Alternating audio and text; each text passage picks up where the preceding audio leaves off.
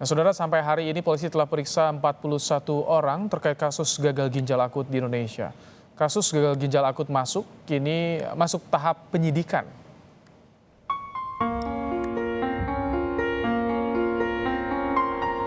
Kementerian Kesehatan mencatat ada ratusan anak yang mengalami gagal ginjal akut misterius dengan tingkat kematian hampir 50%.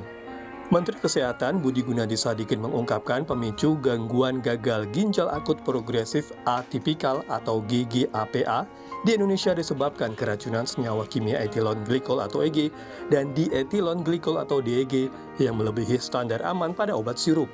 Kasus gangguan gagal ginjal akut per 2 November 2022 mencapai 325 kasus. Hal tersebut meningkat dari sebelumnya 241 kasus per 21 Oktober, sementara korban meninggal akibat gangguan gagal ginjal akut per 23 Oktober 2022 mencapai 141 anak. Sebelumnya 133 orang pada 21 Oktober 2022. Namun jumlah ini sudah menurun drastis. Kita monitor ada 325 kasus ginjal akut di seluruh Indonesia dan memang ada konsentrasi di beberapa provinsi tertentu khususnya di daerah Sumatera Utara, di daerah Jawa bagian barat, bagian timur dan juga daerah Sulawesi Selatan. Bahwa sesudah kita melakukan pelarangan obat sirup, jumlah kasusnya kita lihat dari average 7 days-nya, moving average-nya sudah menurun drastis.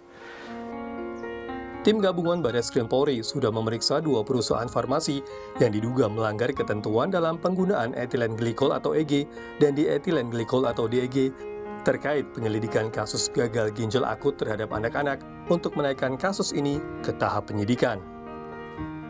Tim investigasi dari Dittipiter Barreskrim Polri telah melanjutkan penyelidikan PT TBK dan CVMI yang diduga sebagai pemasok bahan baku obat yang mengandung EG dan DEG ke PT AF.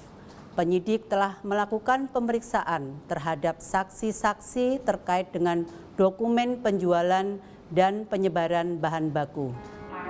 Sampai hari ini, polisi telah memeriksa 41 orang terkait kasus gagal ginjal akut di Indonesia.